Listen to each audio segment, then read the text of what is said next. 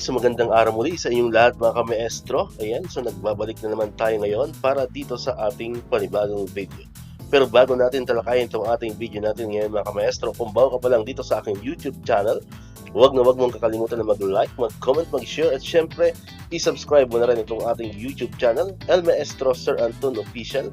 Ulitin ko po, paki-search lamang sa inyong mga Google, sa inyong mga browser, sa inyong mga YouTube ng El Maestro Sir Anton Official at lalabas na po itong ating channel. Pakiclick lamang po ang subscribe button dyan kasi libre lang naman po yan, wala pong bayad yan. And syempre, ang notification bell button, pakiclick na rin po para manonotify kayo.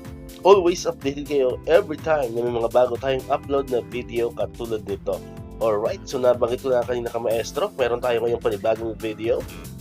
Ang video natin ngayon mga ka-maestro ay pag-usapan natin itong tungkol dito sa mga napapabalita sa social media na regarding pa rin sa salary adjustment ngayong June 2024 daw. So, yan ang karamihan sa mga tanong ng ating mga ka-maestro, sa mga nababasa natin sa ating mga post sa YouTube, sa Facebook. Ayan, katulad ng tanong ni ma'am ng isa sa mga subscriber natin. Okay? Ayan, so nag-PM siya sa atin. Sabi niya, El Maestro, totoo po mga nababasa ko na may salary adjustment ngayong June 2024. Ayan, so yan yung katanungan ni ma'am and karamihan din sa mga ka-maestro natin na nanonood sa ating video. Okay? So ang reply naman natin sa kanya, eto, hello ma'am, para sa akin, to receive is to believe po. Ayan. So yan ang pinaka-safe na sagot natin dyan kasi sa totoo lang mga ka-maestro, sa panahon ito, sa mga panahong ito, ano na ba tayo ngayon? June 11, 2024. Wala pa talagang konkretong or wala pa talagang proof, proof na magpapatunay na matutuloy ang ating salary adjustment ngayong 2024. So yan naman ang parati natin yung sinasabi, mahirap umasa. Sabihin natin mayroong salary adjustment pero hindi naman nangyari. So masasaktan lamang po tayo mga ka-maestro. So ang para sa akin, ang maipapayo ko lamang diyan ay wag na muna tayo mag-expect para at least hindi tayo umasa, hindi tayo masasaktan. Pero kung sakali man yan ay dumating at magkatotoo, be thankful po tayo.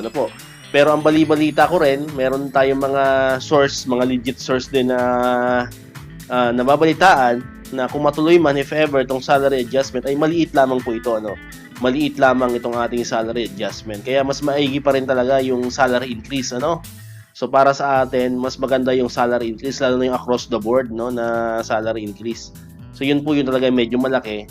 Pagka yun ay naging isang batas. Pero itong salary adjustment ay kung if ever nga na matuloy ito, napapabalita na medyo maliit lang. So yan. So at kung maalala rin po ninyo, 'di ba, mayroon pang pag-aaral na ginagawa sa pamumuno ng DBM regarding nga dito sa ating salary adjustment na patapos na ngayong June, kasi ang binigay naman na palugit doon ng ating Pangulo ay hanggang June lamang, June 2024, and after that kailangan mag-submit na sila ng results kung ano ba talaga ang kung napapanahon nga ba talaga ang pagkakaroon ng salary adjustment or salary increase sa hindi lamang sa mga teachers kundi sa lahat ng government employees. Okay? So yan po yung sagot natin diyan sa tanong na yan. To receive is to believe na lamang po, Huwag muna tayong mag-expect kasi nga habang tayo ay umaasa, lalo tayong masasaktan kapag hindi naman natuloy. Mas maganda na yung hindi tayo umaasa pero biglang natuloy, di ba? Mas masaya yon. Yung hindi natin inaasahan na magkakaroon ng salary adjustment tapos bigla pa lang nagkaroon, yun ang mas masaya. Mga ka-maestro. As of the moment, kahit naman siguro sino ang tanungin natin, walang makakapagsasabi talaga na sure na ang ating salary adjustment. Ayan, so dito ko natatapusin itong ating video. Kung bago ka pa lang sa aking channel, click mo na yung subscribe button dyan para ikaw yung unang makakapanood ng mga videos na ating ina-upload. Katulad ito, yung mga videos about sa salary adjustment and other bonuses of teachers and government employees. And syempre, click mo na rin ang notification bell button para manonotify ka, updated ka pag may mga bago tayong uploaded na videos. So muli, maraming salamat sa inyong panonood at pakikinig. Once again, El Maestro. See you on my next vlog. Bye-bye!